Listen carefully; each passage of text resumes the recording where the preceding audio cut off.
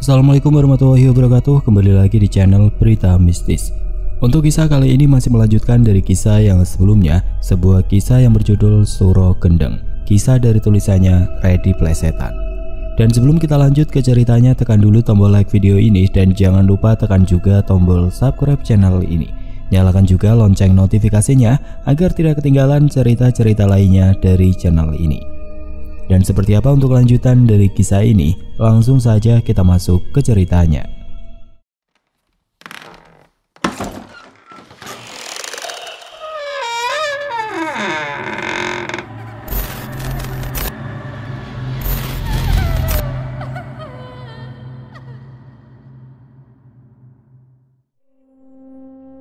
Di tempat yang asing dan penuh misteri itu, Surodipati merasakan dirinya ditarik semakin jauh ke dalam kegelapan. Tempatnya berada itu terasa begitu berbeda, seperti dimensi lain yang dipenuhi oleh pepohonan besar berdaun lebat dan rimbun, membentuk kanopi yang menutupi langit senja yang suram. Tidak ada cahaya matahari yang menembus awan mendung, hanya kilatan samar dan angin yang berdesir dingin. Suara-suara aneh terdengar dari segala penjuru, seolah tempat itu dipenuhi oleh makhluk-makhluk yang bersembunyi di balik bayang-bayang. Suara gemersik dedaunan yang tertiup angin bercampur dengan bisikan-bisikan halus yang tidak bisa dipahami. Tubuh Surodipati mulai terasa semakin ringan, seolah-olah ada ketakutan yang menariknya semakin dalam ke alam itu. Dia tahu bahwa dirinya tidak sendirian. Sukma, ibunya, juga terseret ke dalam dunia gaib tempatnya berada dan terjebak bersama-sama dalam cengkraman sosok penguasa gaib yang jahat kala itu. Sementara di dunia nyata, tubuh Surodipati jatuh terkulai di lantai. Matanya terpejam rapat, nafasnya pelan, seperti boneka yang kehilangan nyawa. Bu Saminah yang melihat hal itu merasakan kepanikan yang tiba-tiba. Namun dia tidak menyerah. Dia tahu bahwa dia harus melakukan sesuatu dengan cepat.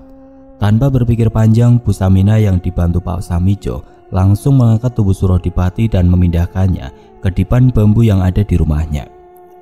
Dalam keadaan setengah sadar, Surodipati merasakan kesadarannya semakin memudar. Tubuhnya terasa semakin lemas dan dia tahu bahwa dirinya sedang dalam bahaya besar. Makhluk gaib itu berhasil menarik Sukma Surodipati bersama dengan Sukma ibunya masuk ke dalam alamnya. Alam yang penuh dengan misteri dan kekuatan jahat yang tidak terlihat. Udara di sekeliling mereka tampak berubah. Getaran energi menjadi lebih kuat dan berat. Seolah pertarungan antara dua kekuatan gaib sedang berlangsung di tempat yang tidak terlihat. Sinar matahari pagi mulai menyinari tubuh Surodipati yang terbaring tidak berdaya, menembus percikan air dari ajian Jagatirta yang Mbok Liem percikan ke tubuhnya. Mbok Liem tetap fokus, meskipun ia merasakan tekanan yang luar biasa dari kekuatan gelap yang menolak untuk menyerah. Sosok penguasa kerajaan gaib itu tampak di kejauhan. Bayangannya tinggi dan mengerikan, dengan tatapan mata yang dingin dan tajam, penuh kekuasaan. Sosok itu tampak memancarkan aura yang gelap, menekan, dan seolah memiliki kekuatan yang mampu menghancurkan segala sesuatu di sekitarnya. Surodipati merasakan bahwa makhluk ini bukan sekedar makhluk gaib biasa. Dia adalah penguasa, penjaga kegelapan yang sangat kuat. Setelah sepenuhnya berada di alam gaib, Surodipati yang memang memiliki kemampuan dan kekuatan dalam dirinya mendengar suara lembut dan hangat di dalam pikirannya. Suara itu sangat tidak asing lagi di pendengarannya. Perlahan tapi pasti kekuatan dari suara itu mulai meresap ke dalam kesadarannya yang hampir hilang, memberikan dorongan energi yang sangat dibutuhkannya. Surodipati merasakan kekuatan baru mengalir melalui dirinya, seakan ada yang mencoba membangunkannya dari dalam. Perlahan-lahan Surodipati berusaha melawan daya tarik yang membawanya semakin jauh ke dalam alam gaib itu.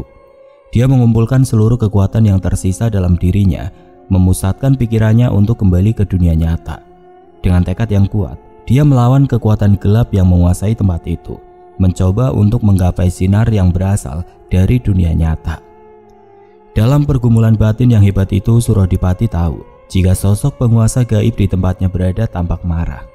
Makhluk itu mengeluarkan suara raungan keras yang mengguncang pepohonan dan memecah keheningan. Namun Surodipati tetap teguh, hatinya dipenuhi dengan kekuatan yang luar biasa. Surodipati mulai menyadari bahwa suara-suara yang terdengar di sekelilingnya bukanlah suara biasa. Itu adalah mantra-mantra yang dirapalkan oleh Mbok Liem yang berusaha membebaskan dirinya dan juga ibunya dari cengkraman penguasa gaib. Suara mantra itu terdengar jelas di pikirannya, seolah-olah menyusup masuk melalui lapisan-lapisan kesadarannya yang samar. Namun Surodipati merasakan bahwa kekuatan mantra Mbok Liem belum cukup kuat untuk menandingi kekuatan dari penguasa gaib yang menguasai tempat itu. Suara mantra itu menggetarkan udara di sekelilingnya, tetapi tidak mampu menghancurkan kekuatan kegelapan yang menahannya. Dia tahu sesuatu yang lebih kuat dibutuhkan untuk melawan kekuatan gaib tersebut.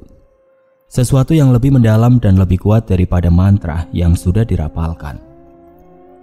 Menyadari jika waktu semakin menipis dan kekuatan gaib semakin kuat, Surodipati mulai memusatkan seluruh kekuatannya yang tersisa. Dia tahu dia harus mengirimkan tanda kepada Mbok Liem agar wanita tua itu mengajarinya sebuah mantra yang lebih kuat, yang bisa langsung digunakannya untuk melawan penguasa gaib ini. Meskipun tubuhnya lemah, Surodipati mencoba mencari cara untuk menghubungkan dirinya dengan Mbok Liem. Dengan seluruh tekad dan kekuatan batinnya, Surodipati pun akhirnya mampu mengirimkan pesan melalui pikirannya yang terhubung dengan tubuhnya di dunia nyata. Dia berharap bahwa Mbok Liem akan memahami energi yang dia kirimkan, bahwa dia memerlukan bantuan yang lebih kuat. Dia berkonsentrasi sekuat tenaga, mencoba menyalurkan permintaannya melalui kesadaran fisiknya yang lemah. Di dunia nyata, selesai dengan ritual ajian Jagatirta, Mbok Liem mendapati tubuh Surodipati yang lemah tiba-tiba menggeliat. Matanya setengah terbuka dan bibirnya bergerak pelan. Pak Samijo dan Bu Samina yang berdiri di dekatnya terkejut melihat perubahan itu. Sementara Mbok Liem memusatkan perhatian pada tubuh Surodipati. Meskipun lemah, tapi kedua mata Surodipati tampak bersinar dengan sorot yang dalam. Tubuhnya yang lemah tampak seakan berusaha menyampaikan pesan. Bibirnya bergetar seolah mencoba berbicara. Mbok Liem mendekat, menaruh telinga di dekat bibir Surodipati dan mendengar bisikan yang hampir tidak terdengar. Dengan suara yang sangat pelan, Surodipati meminta Mbok Liem untuk mengajarinya sebuah mantra yang lebih kuat. Dia tahu, hanya dengan cara itu dia bisa melawan kekuatan penguasa gaib yang menahannya dan ibunya di alam itu. Mbok Liem tertegun, namun segera menyadari apa yang perlu dilakukan. Dia tahu bahwa mantra yang dia rapalkan belum cukup kuat dan dia perlu memberikan Surodipati sebuah ajian yang lebih besar. Dengan cepat Mbok Liem menyesuaikan dirinya. Dia menutup matanya, memusatkan pikiran dan mengingat ajian yang paling kuat yang pernah dia pelajari dari kitab Jagat Lengkung. Ajian itu tidaklah sembarangan, hanya bisa dipelajari dan digunakan oleh mereka yang memiliki mata batin yang tajam dan kekuatan spiritual yang besar. Dia membisikkan mantra itu ke telinga Surodipati, dengan hati-hati menyebutkan setiap kata dengan jelas dan perlahan. Mantra tersebut adalah Ajian Jagat Manikmaya, sebuah ajian kuno yang dipercaya memiliki kekuatan besar dari alam sekitar. Mantra itu membutuhkan pengorbanan dan keberanian, dan hanya mereka yang memiliki hati murni dan jiwa yang kuat yang bisa melakukannya. Di dalam alam gaib yang suram dan penuh misteri, Surodipati duduk bersila. Matanya tertutup rapat sementara suara Mbok Liem terus terdengar dalam pikirannya. Dia mendengarkan dengan penuh konsentrasi, memperhatikan setiap getaran suara yang melantun pelan namun penuh kekuatan. Meskipun tubuhnya terasa sangat lemah dan letih, pikirannya tetap tajam, mengunci setiap kata dan nada dari mantra yang dibisikkan Mbok Liem. Surodipati pun mulai merasakan aliran energi yang mengalir masuk tubuh astralnya. Mantra yang diucapkan Mbok Liem seakan menembus lapisan-lapisan kesadarannya, menghubungkannya dengan kekuatan yang lebih besar dari dirinya sendiri. Getaran energi itu mengalir seperti gelombang dan membangkitkan sesuatu yang tertidur di dalam jiwanya. Perlahan-lahan Surodipati pun mulai merapal mantra ajian Jagat Manikmaya di dalam hatinya, mengikuti ritme dan irama yang dibisikkan Mbok Liem. Setiap kata yang diucapkannya terasa seperti seruan yang menggema di dalam ruang kosong, menggetarkan udara sekitarnya. Mantra itu semakin lama semakin kuat, seolah menyatu dengan denyut jantungnya, mengalir bersama dengan nafasnya. Dia merasakan energinya meningkat, seakan-akan ada kekuatan besar yang sedang dibangkitkan dari dalam dirinya. Sosok penguasa kerajaan gaib yang semula berdiri tegak dan penuh kekuasaan mulai merasakan adanya perubahan. Aura yang mengelilingi Surodipati berubah. Pancaran kekuatan dari tubuh kecil bocah itu semakin lama semakin terang, seperti api yang baru menyala dan kemudian berkobar. Sang penguasa gaib merasa terganggu. Matanya menyipit dengan marah. Dia tahu ada sesuatu yang berbeda dalam diri Surodipati. Sesuatu yang berpotensi mengancam kekuasaannya. Surodipati terus merapal mantra itu dengan lebih keras di dalam hatinya, mengumpulkan seluruh keberanian dan kekuatannya. Dia merasakan getaran energi dari mantra itu semakin kuat, membentuk lingkaran cahaya di sekelilingnya. Tiba-tiba Surodipati membuka matanya, menatap lurus ke arah penguasa gaib yang tampak semakin marah dan gelisah. Dia merasakan bahwa mantra yang diucapkan telah memberinya kekuatan, keberanian, dan yang lebih dari sebelumnya. Dengan nafas teratur, Surodipati pun bangkit dan mulai melangkah maju, menghadapi penguasa dari kerajaan gaib tersebut. Mantra yang dirapalnya menjadi semakin lantang, suaranya menggema di seluruh alam gaib itu. Setiap kata yang keluar dari bibirnya membawa gelombang kekuatan yang memancar, menyentuh setiap sudut kegelapan dan memaksa bayang-bayang di sekitar untuk mundur. Kekuatan mantra itu seperti badai yang meluluh lantahkan keheningan, membebaskan segala sesuatu yang terperangkap. Penguasa gaib yang kini tampak goyah merasa terdesak oleh kekuatan yang tidak dia duga sebelumnya. Dia menyadari bahwa bocah di depannya itu bukanlah manusia biasa.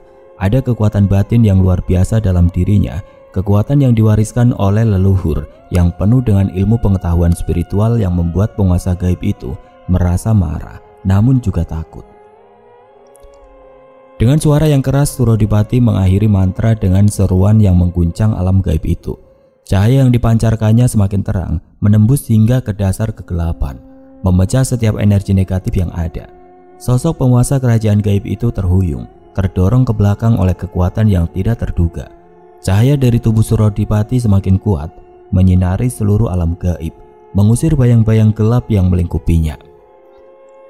Akan tetapi Surodipati yang nyaris mengalahkan penguasa kerajaan gaib di tempat itu harus dibuat kecewa. Sosok makhluk menyeramkan itu langsung mengeluarkan kekuatan besarnya hingga membuat tubuh astral Surodipati terhempas. Tapi beruntungnya Surodipati tidak mengalami luka dalam. Dan ketika menyadari jika kemampuannya belumlah cukup, Surodipati pun langsung berlari menjauhi makhluk gaib yang wujudnya semakin menyeramkan itu. Dengan sisa-sisa tenaganya, dia berlari memasuki rimbunnya pepohonan di alam gaib tersebut untuk berusaha melepaskan diri. Surodipati terengah-engah, kakinya bergerak secepat mungkin melintasi rimbunnya pepohonan di alam gaib itu. Nafasnya memburu, sementara jantungnya berdebar kencang. Tetapi dia terus berlari, menolak menyerah pada rasa takut yang menyergap. Setiap langkahnya terasa berat, tanah di bawahnya seakan menariknya kembali, mencoba menghentikannya. Pohon-pohon besar dengan akar-akar menjulur seperti tangan raksasa mencoba meraihnya. Namun tekad Surodipati tidak goyah. Dia melompat dan menghindari setiap halangan, menggunakan kelincahan dan ketangkasannya untuk melarikan diri lebih jauh dari cengkeraman makhluk gaib itu. Sesekali dia melirik ke belakang dan melihat bayangan gelap dari penguasa gaib yang semakin mendekat. Sosok itu tampak semakin mengerikan dengan matanya yang merah menyala. Wajahnya penuh kemarahan dan tubuhnya mengeluarkan aura hitam pekat yang menghisap cahaya di sekitarnya. Udara di sekeliling Surodipati menjadi semakin dingin dan rasa takut hampir membuatnya terhenti. Tapi dia tahu bahwa berhenti berarti menyerah, dan menyerah bukanlah sebuah pilihan yang bagus. Dengan cepat Surodipati berpikir, mencari cara untuk mengelabui makhluk gaib itu. Di tengah pelarian, dia melihat sebuah pohon besar yang tampak lebih tua dari yang lain, dengan akar-akar yang menjulur kuat ke tanah. Di balik pohon itu ada celah kecil yang tampak cukup untuk menyembunyikan dirinya. Tanpa berpikir panjang, dia melompat ke arah pohon itu dan menyelinap masuk ke celah tersebut, menahan nafasnya agar tidak terdeteksi. Sementara dia bersembunyi, Surodipati mencoba menenangkan pikirannya. Dia tahu dalam kondisi seperti ini ketakutan adalah musuh terbesar. Dia mengingat kata-kata yang pernah diucapkan Mbok Liem sebelum dirinya terperangkap di alam gaib tempatnya berada. Mbok Liem mengatakan bahwa kekuatan batin berasal dari ketenangan dan keyakinan, dan mulai merapalkan doa dalam hati, memohon perlindungan dari sang penguasa alam semesta serta dari para leluhurnya. Surodipati mencoba mencari kekuatan dari dalam dirinya yang mungkin belum terbangkitkan. Dalam keheningan itu dia merasakan sedikit demi sedikit kekuatan batinnya kembali, membantunya merasa lebih tenang. Namun ketenangan itu segera terganggu ketika makhluk gaib itu berhenti tepat di depan pohon tempat dia bersembunyi. Makhluk itu berdiri diam, seolah merasakan kehadiran Surodipati. Udara menjadi semakin dingin dan tanah di bawahnya mulai bergetar pelan. Surodipati menahan napas, berharap makhluk itu tidak menyadari keberadaannya. Makhluk gaib tersebut mengeluarkan suara geraman rendah, seakan-akan mencoba menembus pikirannya, mencoba merasakan ketakutan yang memancar dari tubuhnya. Detik-detik berlalu dengan lambat, dan Surodipati merasakan jantungnya berdebar semakin keras. Setelah beberapa lama, akhirnya makhluk gaib tersebut bergerak, perlahan berputar, seakan kehilangan jejaknya. Surodipati merasakan sedikit kelegaan, tapi dia tahu dia tidak bisa berdiam terlalu lama. Begitu makhluk itu berpaling, dengan cekatan Surodipati langsung keluar dari persembunyian dan bergerak perlahan di antara pepohonan, mencari jalan keluar dari tempat itu.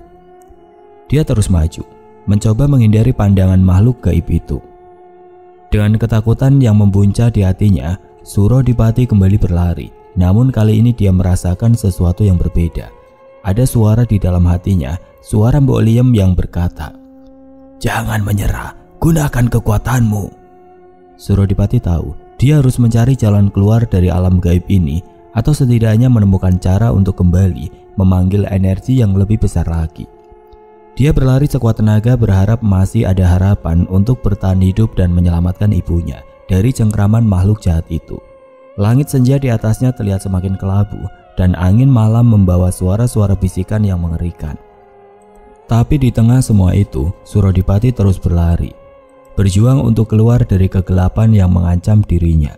Beberapa saat kemudian, di tengah pelariannya tersebut, Surodipati dibuat sangat terkejut. Tubuhnya membeku sejenak ketika merasakan cengkraman kuat di punggungnya. Rasa dingin menjalar dari tempat tangan itu menggenggamnya. Dan untuk beberapa detik dia merasa seluruh harapannya telah pupus. Dia berpikir bahwa inilah akhir dari semuanya. Dia tahu bahwa makhluk gaib penguasa kerajaan itu telah berhasil menangkapnya. Namun ketika dia menoleh ke belakang dengan perasaan putus asa, pandangannya bertemu dengan sosok yang sama sekali tidak dia duga. Di hadapannya berdiri seorang lelaki parubaya dengan wajah yang tenang dan bijaksana. Pria itu mengenakan pakaian sederhana seperti petani desa, namun ada sesuatu yang sangat akrab pada wajah itu. Sesuatu yang membuat hati Surodipati bergetar. Matanya menyeratkan kedalaman pengetahuan, tetapi juga kelembutan yang menenangkan. Surodipati menatap lelaki itu dengan tatapan penuh rasa penasaran dan keterkejutannya. Dia seperti mengenali sosok pria tersebut dari cerita-cerita yang sering diceritakan Marsina, ibunya. Wajah pria itu selalu muncul dalam benaknya ketika menceritakan siapakah ayah dari Surodipati. "Anakku, kau sudah besar rupanya," ujar suara pria yang ada di hadapannya yang terdengar tenang dan berwibawa. Seolah suara itu datang dari dasar bumi, menggema di dalam pikiran Surodipati. "Jangan takut, nak. Aku datang untuk menolongmu. Kamu tidak sendirian." Imbu sosok lelaki itu lagi yang membuat Surodipati merasakan energi yang kuat mengalir dari tangan lelaki itu, mengaliri tubuhnya yang lemah dan memberinya kekuatan baru. Surodipati merasakan rasa hangat yang berbeda dari sebelumnya, seolah kekuatan lelaki itu telah memberinya semangat dan keberanian yang baru. Dia mengangguk pelan.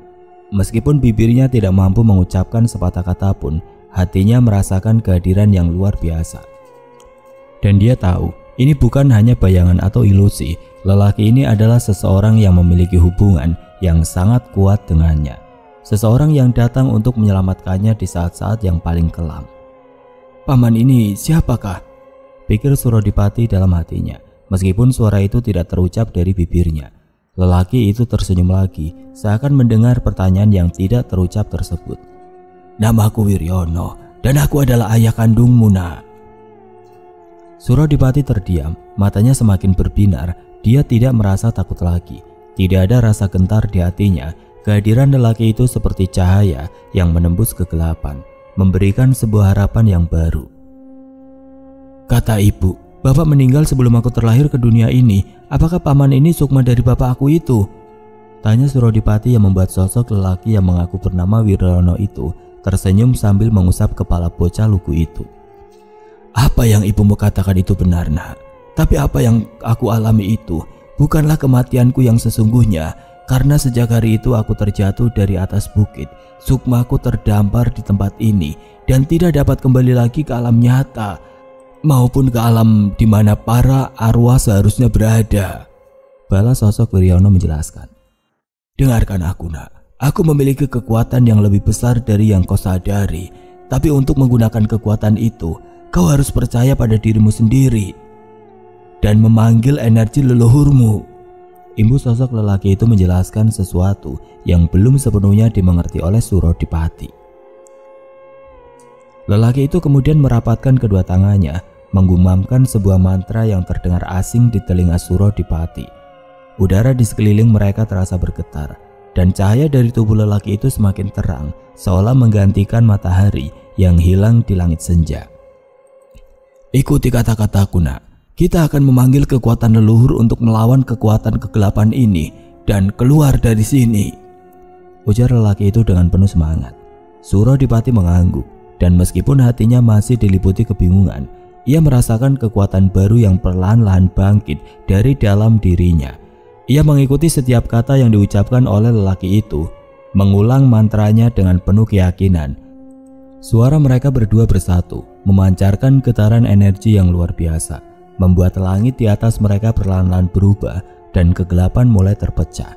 Dalam sekejap Surodipati merasakan tubuhnya menjadi lebih ringan, lebih kuat dan lebih siap untuk menghadapi apapun yang akan datang. Dia tahu, dengan kehadiran Sukma dari ayahnya itu, dia tidak lagi sendirian. Kini dia memiliki kekuatan dan keberanian untuk melawan penguasa gaib dan membebaskan dirinya serta ibunya dari cengkeraman kegelapan yang mengancam mereka. Surodipati merasakan keberanian yang begitu kuat mengalir dari dalam dirinya. Tubuhnya yang semula lemah dan tidak berdaya, kini seperti dipenuhi energi baru yang tidak pernah dia rasakan sebelumnya. Setelah mengetahui jika kini sebagian kekuatan yang ada di dalam diri Surodipati telah bangkit, sosok Wiryono yang merupakan ayah kandung dari Surodipati pun mulai menunjukkan sebuah celah yang dapat mengantarnya untuk kembali ke tubuhnya. Dia juga mengatakan jika saat ini Surodipati belum mampu untuk melawan Kalatinggi yang merupakan sosok makhluk gaib penguasa kerajaan gaib tempat mereka berada saat itu. Surodipati mendengar apa yang dikatakan oleh ayahnya yang terasa lembut namun tegas. Sosok Wiryono pun mulai menunjukkan arah, menandai sebuah celah di antara pepohonan besar yang rimbun. Celah itu tampak seperti pintu kecil yang nyaris tersembunyi oleh dedaunan tebal, dengan kabut tipis yang melayang di sekelilingnya. Di balik celah itu tampak kilauan cahaya yang mengundang, seakan menjadi satu-satunya jalan keluar dari alam gaib ini. Ikuti cahaya itu nak, ujar Wiryono dengan nada lembut namun penuh kepastian. Gunakan kekuatanmu untuk membuka jalan, untuk kembali ke tubuhmu. Saat ini kau belum cukup kuat untuk melawan Kalatinggi. Kekuatanmu memang mulai bangkit, tetapi tidak bijaksana untuk melawan musuh yang kekuatannya jauh melampaui kemampuanmu sekarang. Surodipati mendengarkan dengan seksama. Dia masih merasakan getaran energi dari mantra yang tadi dilantunkan, namun juga merasakan kelemahan dan rasa lelah menggelayut di tubuhnya. Wiryono mendekat, sukmanya semakin terang dan ia menatap dalam mata Surodipati. Kalatinggi adalah penguasa kerajaan gaib yang kejam dan penuh tipu muslihat. Dia telah menguasai kerajaan gaib ini selama ratusan tahun dan kekuatannya berasal dari kegelapan yang dia ciptakan. Kau butuh waktu untuk belajar dan melatih diri lebih banyak lagi untuk memahami semua kekuatan yang ada di dalam dirimu. Dan saat ini kau harus kembali ke dunia nyata. Jika saatnya nanti, ketika kau siap, kembalilah ke tempat ini dan selamatkan ibumu.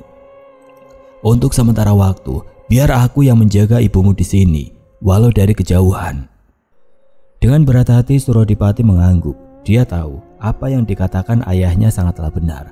Saat ini keselamatan ibunya lebih penting daripada keinginan untuk bertarung. Baik pak, aku akan mengikuti apa yang menurut bapak baik. Wiryono tersenyum, merasa bangga dengan keteguhan hati anaknya. Pergilah nak, dan jangan ragu, aku menjaga ibumu dan pastikan kau kembali lagi ke tempat ini untuk membawa pulang ibumu. Dengan semangat baru, Surodipati mulai melangkah menuju celah yang ditunjukkan oleh ayahnya. Setiap langkah terasa berat, namun dia terus maju. memusatkan pikirannya pada cahaya yang mengundang di sebelah celah itu. Di belakangnya dia masih bisa merasakan tatapan Kalatinggi yang penuh kebencian, namun dia tidak membiarkan rasa takut menguasainya. Setiap langkahnya semakin mantap, meski terdengar geraman samar dari arah Kalatinggi berada. Surodipati merasakan tubuhnya menjadi ringan, seperti melayang di antara dua dunia. Dalam hitungan detik dia membuka mata dan sudah kembali ke dunia nyata. Dia melihat langit pagi yang cerah di atasnya dan merasakan kehangatan sinar matahari di wajahnya. Tubuhnya yang semula lemas dan seakan tidak bernyawa, kini berangsur-angsur mendapatkan kesadarannya kembali. Di sekitarnya suara burung-burung yang bernyanyi dan hembusan angin pagi terasa lebih segar dari sebelumnya. Seolah-olah alam ikut merayakan keselamatannya. Namun dia tahu bahwa ini hanyalah permulaan. Kalatinggi yang merupakan sosok makhluk gaib penguasa kerajaan gaib itu masih ada di luar sana. Dan suatu saat Surodipati akan dihadapkan lagi pada takdir besar yang menunggunya. Surodipati menarik nafas dalam-dalam, merasakan beban berat di dadanya mulai hilang. Dia tahu bahwa dia harus menjadi lebih kuat dari sekarang dan kembali ke kerajaan gaib Kalatinggi untuk menyelamatkan ibunya. Di pagi itu, di bawah langit biru yang cerah, Surodipati merasakan semangat baru yang mengalir dalam dirinya, seperti matahari yang terbit setelah malam yang panjang dan gelap. Dia tahu bahwa dirinya telah diberkati dengan keberanian dan kekuatan besar, dan dia siap menghadapi setiap tantangan yang akan datang. Surodipati menatap jauh ke langit pagi yang cerah. Pikirannya dipenuhi tekad baru. Dia tahu bahwa meskipun telah kembali ke dunia nyata, perjuangannya belum selesai. Kalatinggi masih memegang kendali atas sebagian besar sukma ibunya di kerajaan gaib itu. Dia mengeratkan genggamannya, merasa kekuatan baru yang belum pernah dirasakannya sebelumnya. Sebagian dari kekuatan ayahnya, Wiryono, telah mengalir dalam darahnya, memberinya semangat dan keberanian yang luar biasa. Surodipati menoleh ke arah Mbok Liem yang memandangi ke arahnya. "Mbok," ujarnya dengan suara pelan namun penuh tekad. "Ajarkan aku ajian-ajian yang lebih kuat, Mbok. Aku harus kembali ke sana, ke kerajaan gaib tempat Kalatinggi menahan sukma ibu." Mbok Liem terdiam sejenak, menatap bocah itu dengan mata yang penuh haru dan kekaguman. Dia melihat keberanian besar dalam mata Surodipati yang muda. "Kau sungguh kuat dan penuh keberanian, Le. Tapi ingatlah, jalan ini tidaklah mudah. Jika kau benar-benar ingin kembali, kita harus mempersiapkan dirimu dengan ajian-ajian yang lebih kuat lagi. Aku akan mengajarkanmu, namun kau harus siap menanggung segala risikonya," balas Mbok Liem dengan wajah bijaksananya. "Baik, Mbok, aku siap. Aku akan melakukan apa saja untuk membebaskan sukma ibu," balas Surodipati sambil mengangguk dengan mantap. "Baiklah, Le, kita akan mulai persiapannya setelah kau benar-benar pulih kembali, karena kau harus menguasai beberapa ajian pelindung dan kekuatan yang lebih tinggi lagi." Setelah 1 tahun lebih hidup tanpa kewarasannya, akhirnya Surodipati pun dapat kembali hidup dengan normal. Tubuhnya yang dulu lemah kini sudah pulih, dan dia bisa bermain bersama teman-teman seusianya di desa. Keceriaan tampak di wajahnya ketika berlari di tengah ladang bersama dengan teman-temannya di bawah matahari sore yang hangat. Namun di balik senyum itu tersembunyi luka batin yang masih menganga.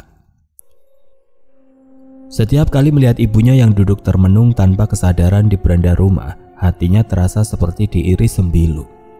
Namun di balik kesedihannya ada semangat yang tidak pernah padam. Surodipati percaya dengan sepenuh hati bahwa suatu saat nanti ia akan berhasil membebaskan sukma ibunya dari cengkraman Kalatinggi.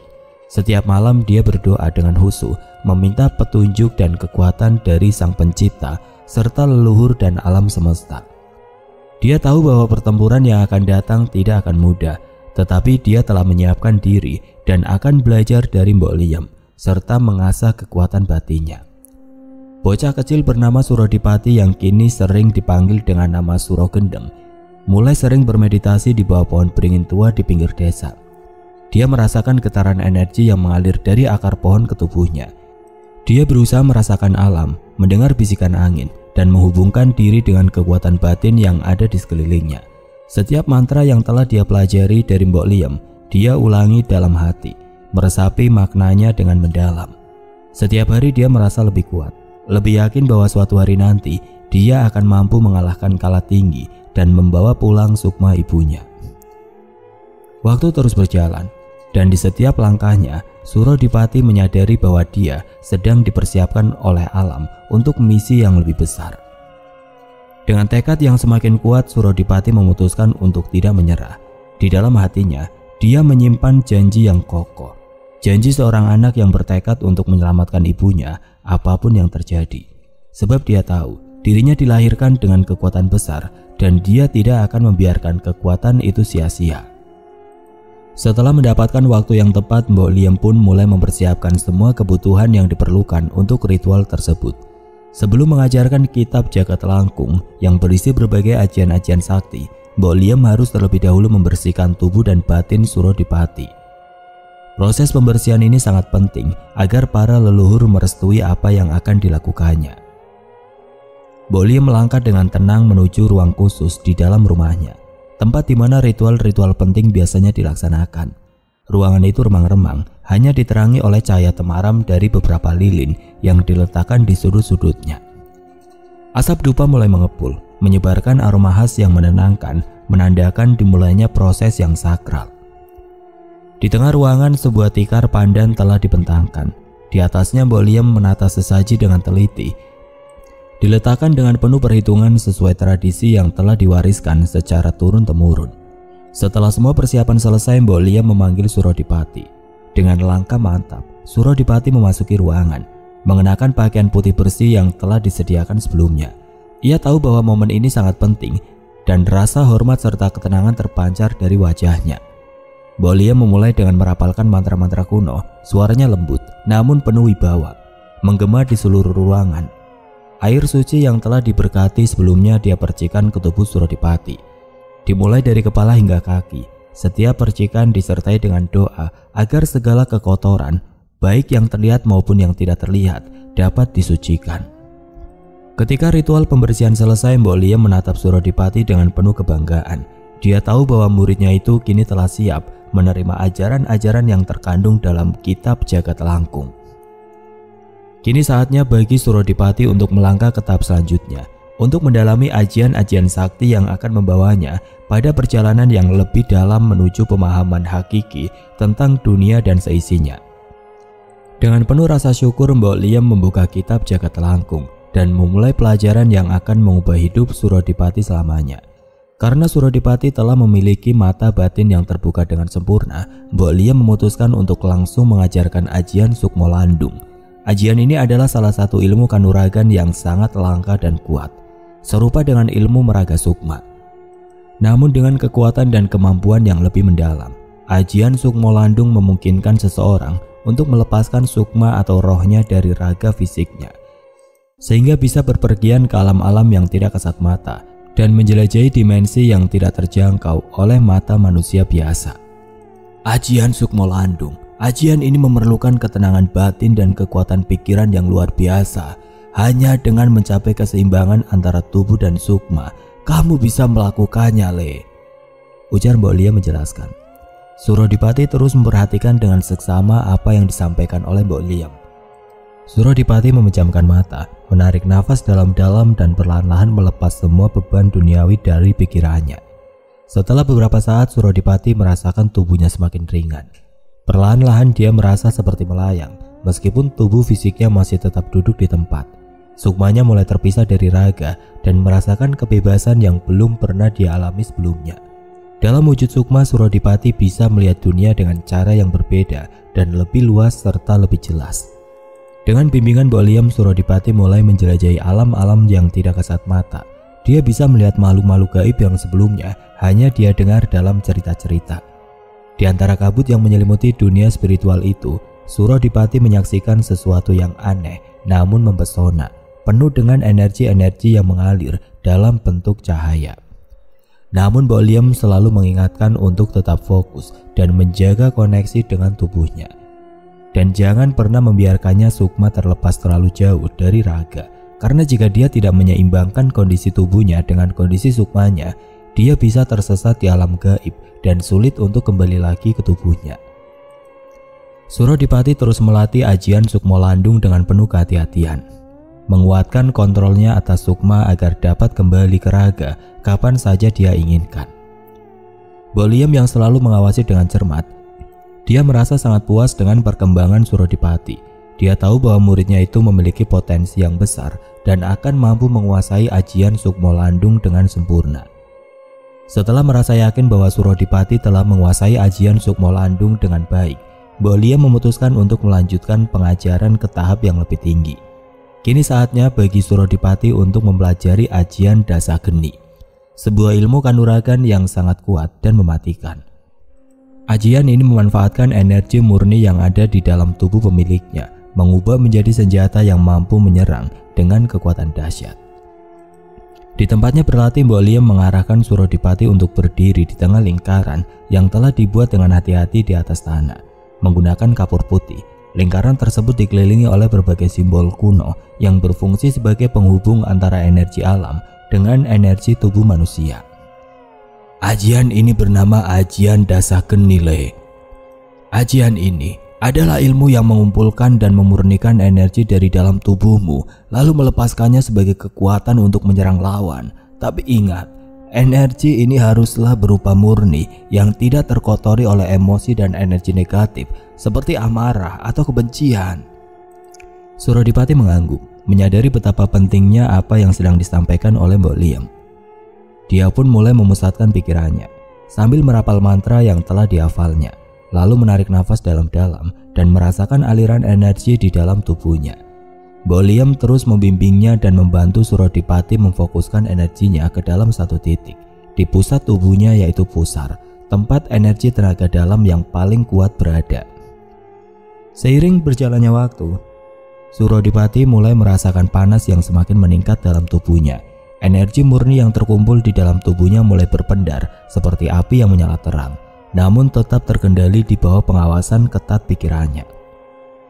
Ketika kamu sudah siap, lepaskan energi itu, dan bayangkan energi itu sebagai nyala api yang akan menghancurkan apapun yang menghalangi jalannya. Dengan konsentrasi penuh, Surodipati mengarahkan tangannya ke depan, dan dalam sekejap, energi yang terkumpul di dalam tubuhnya meledak keluar.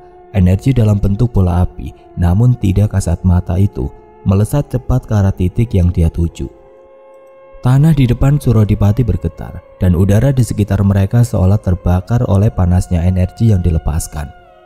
Mbok Liam tersenyum tipis melihat bagaimana Surodipati berhasil mengendalikan kekuatan tersebut dengan baik. Namun pelajaran belum selesai. Mbok Liam mengingatkan bahwa ajian Dasageni tidak hanya efektif di dunia nyata sebagai ilmu kesaktian. Kekuatan ini juga mampu melumpuhkan bahkan memusnahkan makhluk gaib, baik yang berada di alam nyata maupun di alam tidak kasat mata. Untuk menguji kemampuannya, Mbok Liam membawa Surodipati kembali ke dalam keadaan meditasi yang mendalam, di mana dia bisa melepaskan Sukma dari raganya menggunakan ajian Sukmo Landung. Kali ini dalam wujud Sukma, Surodipati diminta untuk menggunakan ajian Dasageni di alam tidak kasat mata. Energi murni yang dia lepaskan dalam bentuk bola api dan dapat dilihat langsung wujudnya itu melesat dengan cepat, menembus makhluk gaib itu, dan dalam sekejap mata sosok makhluk gaib tersebut hancur menjadi abu, lalu hilang tanpa jejak. Surodipati merasakan kekuatan luar biasa dalam dirinya, namun dia juga menyadari betapa pentingnya untuk menggunakan ilmu ini dengan bijaksana. Ketika Surodipati kembali ke dunia nyata, Mbok Liam menatapnya dengan penuh kebanggaan, tetapi juga peringatan. Dia mengatakan jika ajian Dasageni bagai pedang bermata dua, kekuatan besar itu harus digunakan dengan penuh tanggung jawab. Mbok Liam juga meminta Surodipati agar jangan sampai membiarkan kekuatan itu menguasai dirinya, tetapi dialah yang harus menguasai kekuatan itu. Hampir 1 tahun berlalu sejak Mbok Liam dan Surodipati melakukan ritual pertama mereka. Waktu yang dihabiskan dalam latihan dan meditasi telah membuat Surodipati menjadi seorang bocah yang penuh dengan ketenangan dan memiliki kedewasaan yang luar biasa.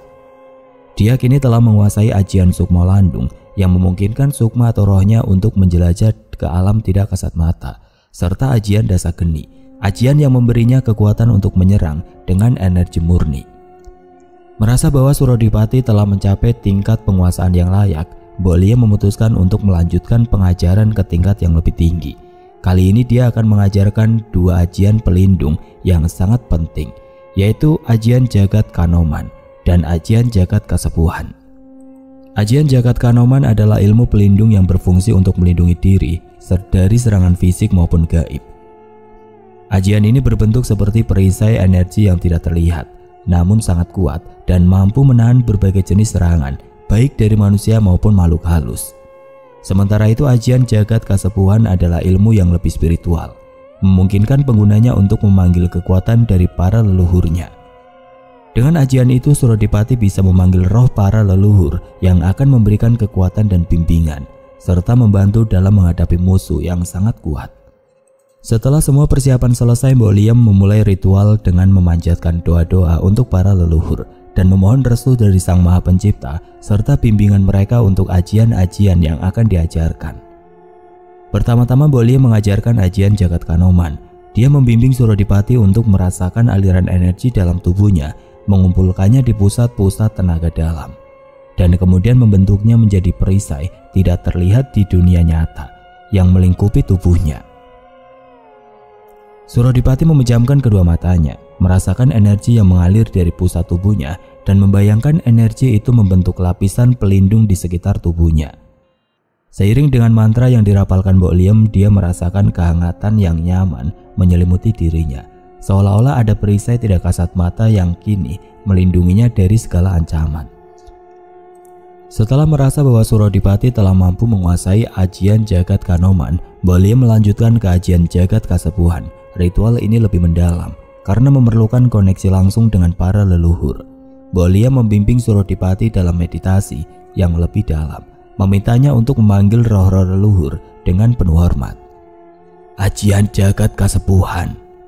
Ajian ini adalah jalan untuk meminta bantuan dan kekuatan dari para leluhurmu, Suro. Mereka yang telah mendahuluimu, yang memiliki kekuatan dan kebijaksanaan, akan datang untuk membantumu ketika kamu membutuhkan. Surodipati mengikuti bimbingan tersebut, memusatkan pikirannya pada leluhur-leluhur yang telah dia ketahui dari cerita-cerita yang dituturkan oleh kakek neneknya dan Mbok Liam.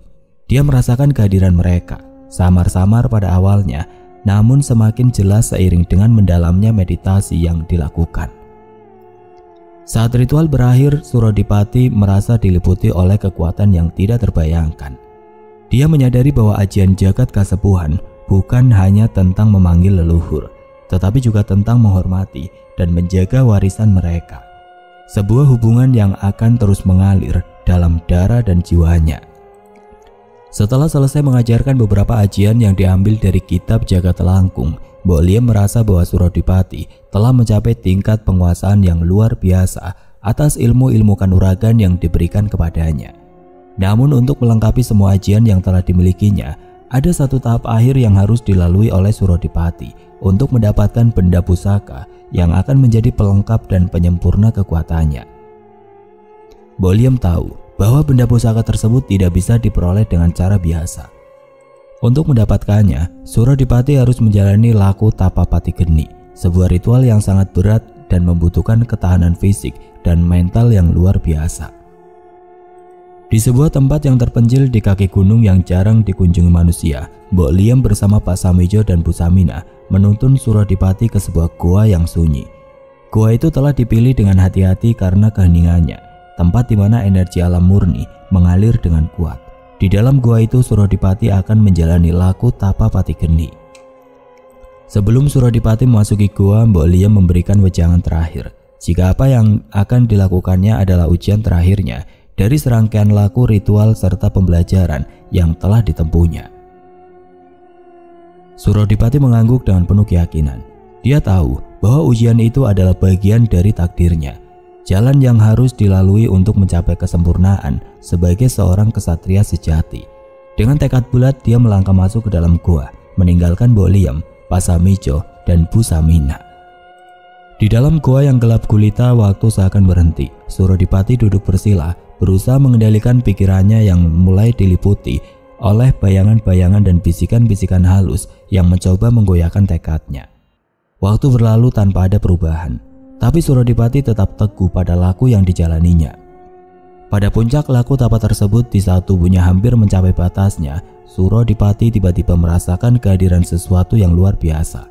Dalam kegelapan, cahaya samar muncul bukan dari luar, tetapi dari dalam dirinya sendiri. Cahaya ini semakin terang seiring dengan ketenangan batinnya yang semakin dalam. Di tengah cahaya itu, Surodipati melihat sosok seorang leluhur yang tampak bijaksana dan penuh wibawa, memegang sebuah benda pusaka yang memancarkan energi kuat. Leluhur itu berbicara tanpa kata, menyampaikan pesan bahwa pusaka ini adalah miliknya, hasil dari ketekunan, keberanian dan kesetiaan pada laku spiritual yang telah dijalaninya. Benda pusaka itu adalah sebuah keris berukir indah dengan bila yang tampak hidup, seolah-olah berdenyut dengan kekuatan gaib yang melayang ke arah Surodipati. Dengan kedua tangan yang gemetar, Surodipati menerima benda pusaka tersebut, merasakan aliran energi yang kuat mengalir ke seluruh tubuhnya, menyatu dengan ilmu-ilmu yang telah ia kuasai. Saat benda pusaka tersebut bersatu dengan dirinya, goa yang tadinya gelap gulita tiba-tiba menjadi terang benderang. Batu yang menutup pintu goa bergeser dengan sendirinya, seakan-akan goa itu menyambut kelahiran kembali seorang kesatria sejati. Surodipati keluar dari goa dengan langkah mantap, membawa keris pusaka yang kini menjadi bagian dari jiwanya. Bolia menanti di luar. Senyumnya mengembang saat melihat Surodipati keluar dari goa. Dia tahu bahwa muridnya telah berhasil melalui ujian terakhir itu dan menjadi seorang kesatria yang bukan hanya menguasai ilmu kanuragan, tetapi juga telah menyatu dengan kekuatan spiritual yang murni. Dengan keris pusaka di tangan, Surodipati kini telah siap untuk menjalani takdirnya, menyelamatkan Sukma sang ibu, dan juga membebaskan Sukma sang ayah yang sedang terjebak di kerajaan gaib di bawah kekuasaan Kala Tinggi.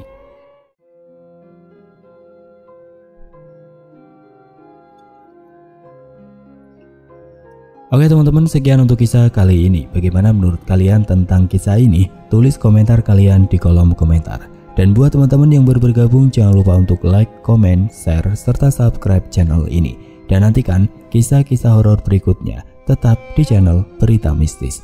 Wassalamualaikum warahmatullahi wabarakatuh.